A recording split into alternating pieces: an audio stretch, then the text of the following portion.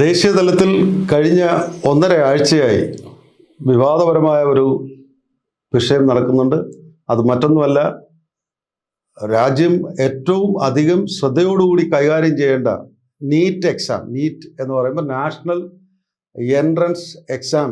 അത് മെഡിക്കലാണ്, പ്രത്യേകിച്ച് മെഡിക്കൽ UGയും എല്ലാം കൂടെ ചേർന്നിട്ടുള്ള മെഡിക്കൽ എക്സാമിനേഷൻ്റെ എൻട്രൻസ് ആണ്. ദേശീയ തലത്തിൽ നടത്തുന്ന എൻട്രൻസ് എക്സാമാണ്. ഈ പ്രവേശന പരീക്ഷ ഉത്തരക്കടലാസ് ഉൾപ്പെടെ ചോദ്യവും ഉത്തരവും എല്ലാം തന്നെ ലീക്കായിരിക്കുന്നു എന്നുള്ളതാണ് ഏറ്റവും വിവാദമായിരിക്കുന്നത്. ഇത് ഈ നീറ്റ് എക്സാം എന്നൊക്കെ പറഞ്ഞാൽ കുറ്റമറ്റതായിരിക്കണം, ഇംപെക്കബിൾ ആയിരിക്കണം, ഒരു അർത്ഥത്തിലും ഒരു സംശയത്തിനും ഇടവരുത്താതെ വളരെ സുരക്ഷിതത്വത്തോടുകൂടി എന്നാൽ ട്രാൻസ്പെറൻ്റ് ആയിട്ട് വളരെ സുതാര്യമായിട്ട് നടത്തപ്പെടുന്ന ഒരു ടെസ്റ്റ് എന്നാണ് ദേശീയ തലത്തിൽ വിശ്വസിച്ചിരിക്കുന്നത് എന്നുള്ളത് നമ്മൾ മനസ്സിലാക്കുമ്പോൾ, ഈ എക്സാം നീറ്റ് എക്സാം തന്നെ അതിൻ്റെ പരീക്ഷയുടെ ഉത്തരക്കടലാസും ചോദ്യക്കടലാസും എല്ലാം തന്നെ ലീക്കായിരിക്കുന്നു എന്നാണ് നമ്മൾ മനസ്സിലാക്കുന്നത്. മഹാരാഷ്ട്ര, രാജസ്ഥാൻ, ഉത്തർപ്രദേശ് തുടങ്ങി സെൻട്രൽ ഇന്ത്യയിലും മഹാരാഷ്ട്രയിലും വരെ വന്നിരിക്കുന്നു. പക്ഷേ ഇതിൻ്റെ വ്യാപ്തി രാജ്യവ്യാപകമായിട്ട് ഉണ്ട് എന്നാണ് പറഞ്ഞിരിക്കുന്നത്. കേരളത്തിൽ, സൗത്ത് ഇന്ത്യയിലൊന്നും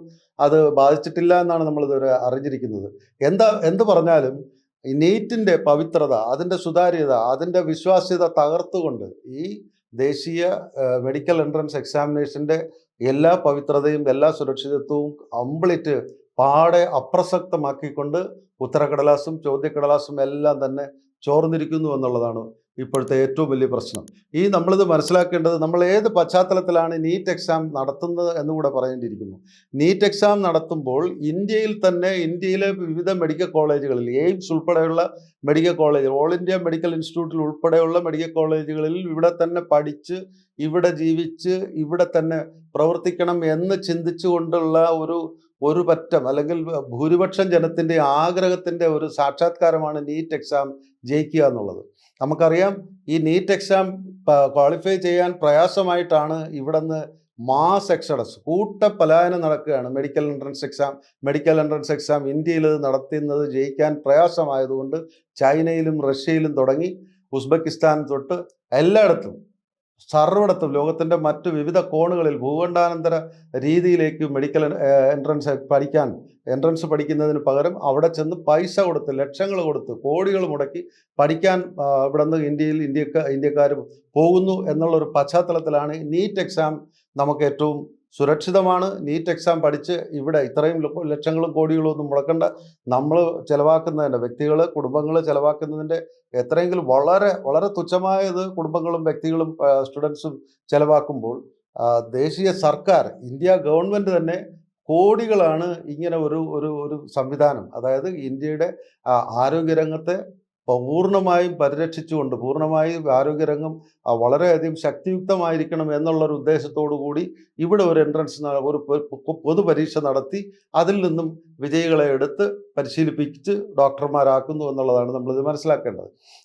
ഞാൻ പറഞ്ഞത് വീണ്ടും ആവർത്തിക്കേണ്ടിയിരിക്കുന്നു. എന്തുകൊണ്ട് ഈ നീറ്റ് എക്സാം സുരക്ഷിതമായിരിക്കണം, സുതാര്യമായിരിക്കണം എന്ന് പറയുമ്പോഴും ഇവിടുന്ന് നഷ്ടപ്പെടുന്ന കോടിക്കണക്കിന് രൂപയാണ് വർഷാവർഷം വിദേശ രാജ്യങ്ങളിൽ മെഡിക്കൽ പഠിക്കാൻ വേണ്ടി, MBBS പഠിക്കാൻ വേണ്ടി വിദേശ രാജ്യത്ത് ഇന്ത്യയുടെ എല്ലാ ഭാഗത്തിൽ നിന്നും ആളുകൾ പൊയ്ക്കൊണ്ടിരിക്കുന്നു, വിദ്യാർത്ഥികളെ കുടുംബങ്ങൾ അയച്ചുകൊണ്ടിരിക്കുന്നു എന്നുള്ളത് മനസ്സിലാക്കണം. അവിടെയാണ് ഈ നീറ്റ് എക്സാമിൻ്റെ പ്രസക്തി എന്ന് പറയുന്നത്. ഈ എക്സാം തന്നെ സുരക്ഷിതമല്ല, അത് ഈസി ആയിട്ട്, വളരെ നിസ്സാരമായിട്ട് അത് ഹാക്ക് ചെയ്യാം. അതിൻ്റെ ക്വസ്റ്റ്യൻ പേപ്പറും അതിൻ്റെ ആൻസർ ഷീറ്റും എല്ലാം തന്നെ OMR ഷീറ്റിൽ നമ്മൾ കർപ്പിക്കുന്ന ഒരു സംവിധാനമുണ്ട്. അതെനിക്ക് തോന്നുന്നു 80കളിൽ തുടങ്ങിയതാണ്. അത് കേന്ദ്ര സർക്കാർ നടത്തുന്ന പ്രവേശന പരീക്ഷകൾ ഉൾപ്പെടെ അത് എംപ്ലോയ്മെൻ്റ് എക്സാമുകളിലൊക്കെ ആയിരുന്നു ഈ OMR ഷീറ്റ് കറുപ്പിച്ച്, പെൻസിൽ കൊണ്ട് കറുപ്പിച്ച് ഉത്തരം എഴുതുന്ന സംവിധാനം ഉണ്ടായിരിക്കുന്നത്. അത് തന്നെയാണ് ഇവിടെ ഈ OMR ഷീറ്റ്. ഇപ്പോൾ ഇവിടെ നടന്നിരിക്കുന്ന അപകടകരമായ ഈ ഒരു സാഹചര്യം വന്നിരിക്കുന്നത്, ഈ OMR ഷീറ്റിൽ നമ്മൾ എത്ര കറക്റ്റ് ചെയ്തു, എത്ര എണ്ണം നിങ്ങൾ ആൻസർ ചെയ്തു, ബാക്കി ഈ പറഞ്ഞിരിക്കുന്ന ഇതിൻ്റെ പിന്നിൽ പ്രവർത്തിക്കുന്ന ഏജന്റുമാർക്ക് അത് കൊടുത്തു കഴിഞ്ഞാൽ അവർ കൃത്യമായിട്ട് നിങ്ങളുടെ നമ്പറിലുള്ള ഉത്തരക്കടലാസിൽ അവർ OMR കറക്റ്റ് ചെയ്ത്, ആൻസർ കറക്റ്റ് ചെയ്ത് നിങ്ങളെ വിജയിപ്പിക്കുന്നു എന്നുള്ളതാണ്. ഇതിൻ്റെ പേരിൽ മഹാരാഷ്ട്ര, രാജസ്ഥാൻ, ഛത്തീസ്ഗഡ് ഉൾപ്പെടെ പലയിടത്തും നിരവധി പേരെ അറസ്റ്റ് ചെയ്തിട്ടുണ്ട്, വിദ്യാർത്ഥികളെയും ഇതിൻ്റെ ഏജന്റുമാരെ ഏതാണ്ട് ഒരു ഡസനോളം പേരെ മാത്രമേ അറസ്റ്റ് ചെയ്തിട്ടുള്ളൂ എന്ന് നമ്മൾ മനസ്സിലാക്കേണ്ടിയിരിക്കുന്നു.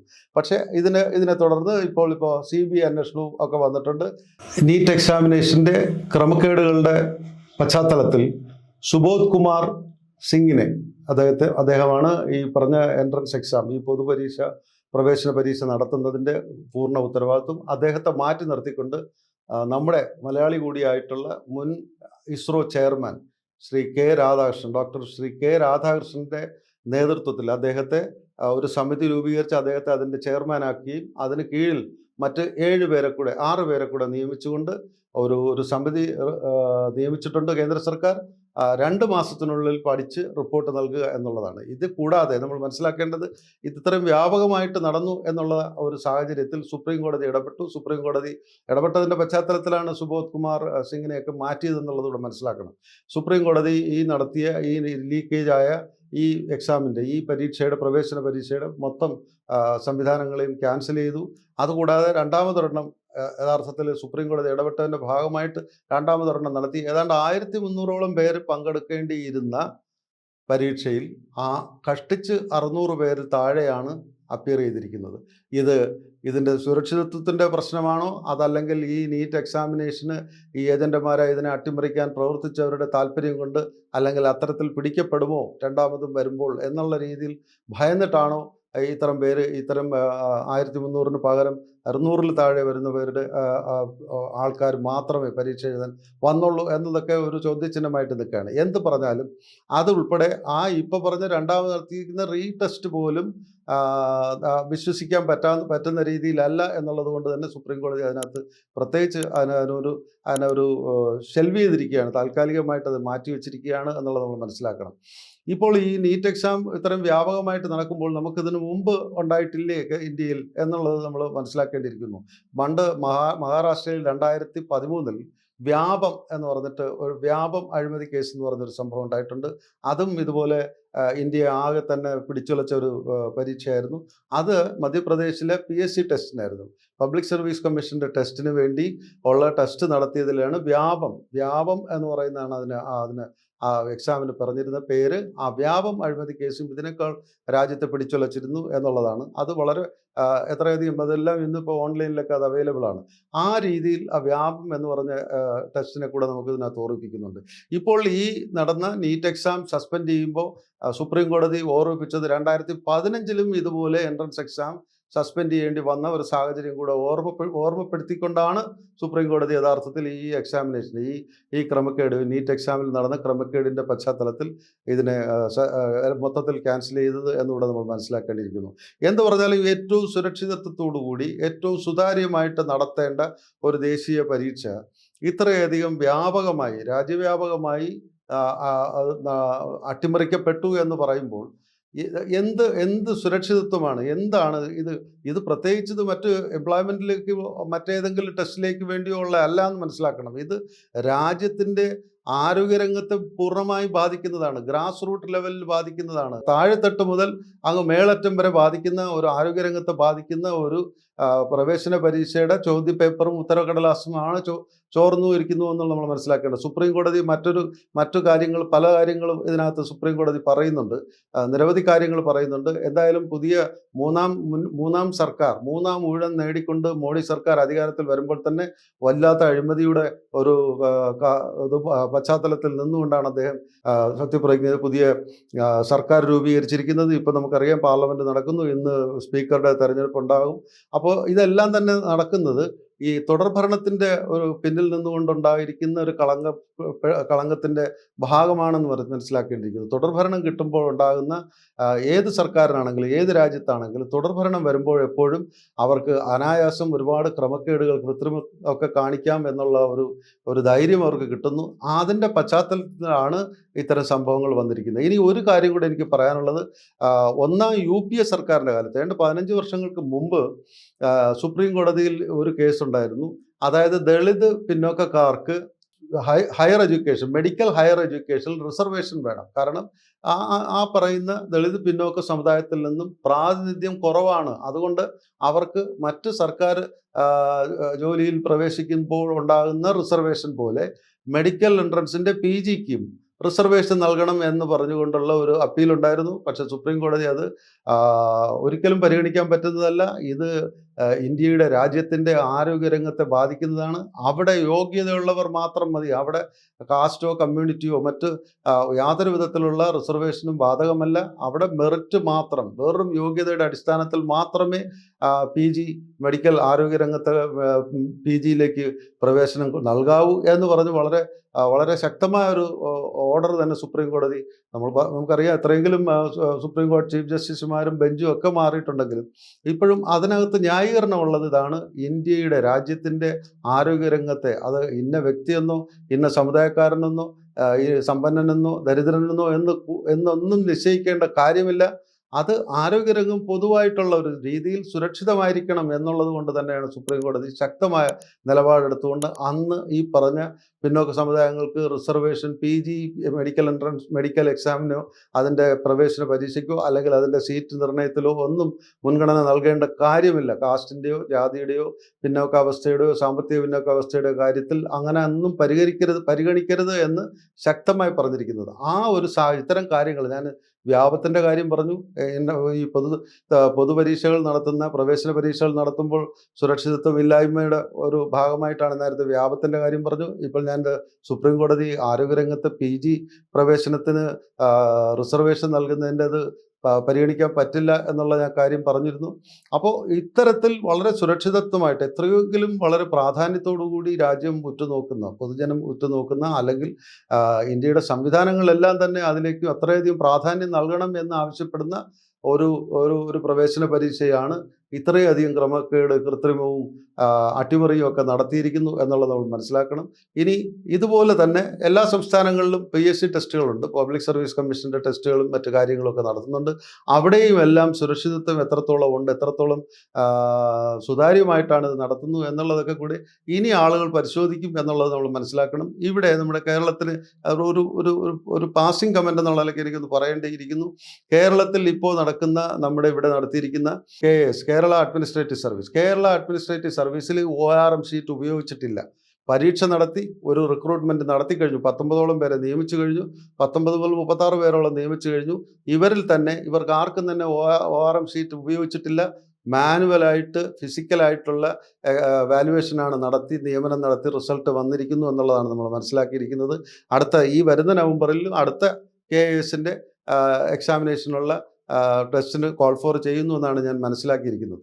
ഇത് ഞാൻ വെറുതെ ഒന്ന് പറഞ്ഞെന്ന് മാത്രമേ ഉള്ളൂ, ഇത് സൂചിപ്പിച്ചു എന്ന് മാത്രമേ ഉള്ളൂ. മലയാളികൾക്ക് നമ്മളിതിപ്പോൾ നമ്മുടെ ഈ ചാനലിൻ്റെ മലയാളത്തിൻ്റെ ഒരു സെക്ഷൻ ആയതുകൊണ്ട് പറയുകയാണ്.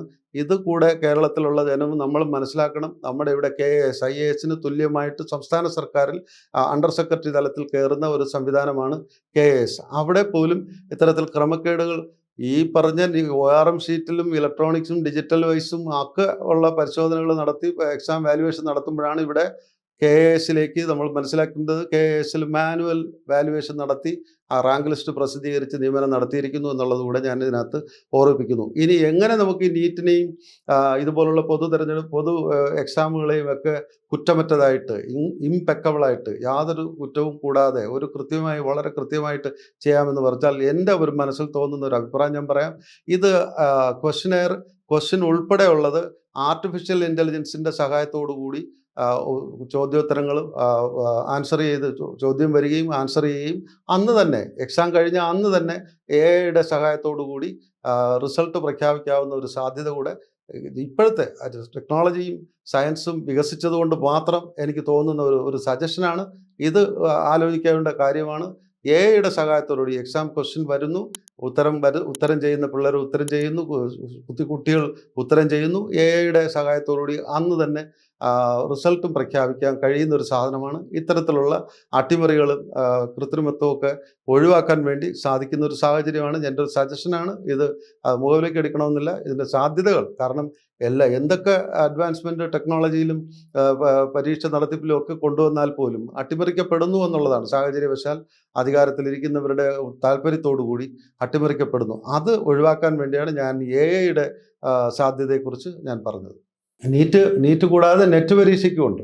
നാഷണൽ എലിജിബിലിറ്റി ടെസ്റ്റ് എന്ന് പറയുന്ന നെറ്റ് പരീക്ഷയ്ക്കും ഇതേ കാര്യങ്ങൾ ഇതുപോലെ രാമായണത്തെക്കുറിച്ചും രാമക്ഷേത്രത്തെക്കുറിച്ചും പ്രാണപ്രതിഷ്ഠയെക്കുറിച്ചുമൊക്കെ ഉള്ള ചോദ്യങ്ങൾ വരുന്നുണ്ട്. ഇതൊക്കെ തന്നെ ഇത് പൊതുജനത്തിൻ്റെ ക്ഷമയെ പരിശോധിക്കുന്നതാണോ, പൊതുജനത്തിൻ്റെ എന്താ അത് IQ പരിശോധിക്കുന്നതല്ല, അത് അവരുടെ ബുദ്ധിയെ പരിശോധിക്കുന്നതല്ല. ഇത് വിശ്വാസത്തെ സംബന്ധിക്കുന്നത്. എത്ര പേര് ഞങ്ങൾ പ്രതിനിധാനം ചെയ്യുന്ന രാഷ്ട്രീയ പാർട്ടി പ്രതിനിധാനം ചെയ്യുന്ന വിശ്വാസത്തിലുണ്ട് എന്നൊക്കെ പറഞ്ഞ് മനസ്സിലാക്കാനോ അല്ലെങ്കിൽ ആളുകളെ ആ രീതിയിൽ വർഗീയവൽക്കരിച്ച് കാണാൻ പൊതുപരീക്ഷകളിൽ നാഷണൽ എൻട്രൻസ് ടെസ്റ്റിന് പോലും ചോദിക്കുന്നു എന്ന് പറയുന്നത് വളരെ വിരോധാഭാസമുള്ള ഒരു കാര്യമാണ്. ഇത് പൊതുജനം എന്തായാലും അറിഞ്ഞിരിക്കുക. ഇത്തരം കാര്യങ്ങൾ, ഇത്തരം പരീക്ഷകളിൽ നമ്മളിപ്പോൾ ഈ ഏജൻസികൾ എല്ലാ കാലത്തും ഹാക്ക് ചെയ്യാനും ഇങ്ങനെ അട്ടിമറി നടത്താനും ഒക്കെ എല്ലാ കാലത്തും ഈസി ആയിട്ട് പണം ഉണ്ടാക്കാൻ ഇങ്ങനെയുള്ള ഏജൻസികൾ എല്ലായിടത്തും ഉണ്ടാകും. പക്ഷേ ഇതിലൊക്കെ ചെന്ന് വീഴുന്ന ജനങ്ങളും അത് ആലോചിക്കണം. ഇപ്പോൾ പിടിക്കപ്പെട്ടിരിക്കുന്ന എത്ര സ്റ്റുഡൻസ് സർവൈലൻസിൽ വന്നു എന്നുള്ളത് അവർക്കറിയാം. പണവും പോയി, അവരുടെ അഭിമാനവും പോയി, അവർക്ക് നീറ്റിന് ഇനി എഴുതാനും പറ്റില്ല എന്നൊക്കെയുള്ള വസ്തുതകൾ കൂടെ മനസ്സിലാക്കണം. അതുകൊണ്ട് ഇത്തരത്തിലുള്ള ചതിയിലും വഞ്ചനയിലും ഒക്കെ കൂട്ടുനിൽക്കാൻ, അങ്ങനെ ഈസി ആയിട്ട് നിസ്സാരമായിട്ട് എളുപ്പത്തിൽ എന്തെങ്കിലുമൊക്കെ കാര്യങ്ങൾ സാധിക്കാം എന്നൊക്കെ ഉള്ള ചിന്തയുള്ള മനുഷ്യർ കൂടെ ഇത് അറിഞ്ഞിരിക്കണം. അങ്ങനെയൊന്നും ചെയ്യാൻ തുനിയരുത്. ഇത് ദേശീയതയുടെ പ്രശ്നമാണ്. ഇത് ദേശീയ ആരോഗ്യരംഗത്തിൻ്റെ പ്രശ്നമാണ്. നീറ്റിലും നെറ്റിലും ഉന്നത വിദ്യാഭ്യാസത്തിൻ്റെ അല്ലെങ്കിൽ പ്രൊഫഷണൽ വിദ്യാഭ്യാസത്തിൻ്റെയും പ്രൊഫഷണലിലേക്കും ദേശീയ തലത്തിൽ വരുന്ന തൊഴിൽ രംഗത്തിൻ്റെയും വിശ്വാസ്യതയാണ് ഇത്തരം രീതിയിൽ ഈ വ്യാപം പോലുള്ളതിലോ അല്ലെങ്കിൽ നീറ്റിലെ പ്രവേശന പരീക്ഷയിലെ അട്ടിമറിയിലൂടെയോ ഒക്കെ നടക്കുന്നത്. എല്ലാത്തിൻ്റെയും ഇന്ത്യയുടെ രാജ്യത്തിൻ്റെ തൊഴിൽ രംഗത്തിൻ്റെയും ഉന്നത വിദ്യാഭ്യാസ രംഗത്തിൻ്റെയും ക്രെഡിബിലിറ്റിയെ, വിശ്വാസ്യതയെ തകർക്കുന്നു എന്നുള്ളതാണ്. ഇവിടെ നമ്മൾ ഇന്ന് ഈ കമൻറ്റ് ബോക്സ് പ്രത്യേകം ഈ നീറ്റ് എന്ന് പറയുന്ന ഈ സബ്ജക്റ്റ്, നീറ്റിൽ നടത്തിയിരിക്കുന്ന അട്ടിമറി കുറിച്ച് എടുത്ത് പറയാൻ വേണ്ടി ഉദ്ദേശിച്ചത്. കമൻറ്റ് ബോക്സിൽ പ്രേക്ഷകർക്കും അവരുടേതായ വിഷയങ്ങൾ ഈ കമൻറ്റ് ബോക്സിൽ പ്രത്യക്ഷത്തിൽ എടുത്ത് പറയാൻ കൊള്ളാവുന്ന എന്തെങ്കിലും അവരുടെ അനുഭവങ്ങളുണ്ടെങ്കിൽ ഞങ്ങളെ എടുത്തറിയിക്കുക. on_the.commentbox@gmail.com എന്ന ഞങ്ങളുടെ വിലാസത്തിൽ ഞങ്ങളെ എഴുതി അറിയിച്ചാൽ നിങ്ങൾ സജസ്റ്റ് ചെയ്യുന്ന ഏത് വിഷയമാണെങ്കിലും ഞങ്ങൾ അതിൻ്റെ സത്യസന്ധമായ നിജസ്ഥിതി സാഹചര്യം മനസ്സിലാക്കിയിട്ട് ഇതിനകത്ത് ഞങ്ങൾ അവതരിപ്പിക്കുന്നതായിരിക്കും. നന്ദി.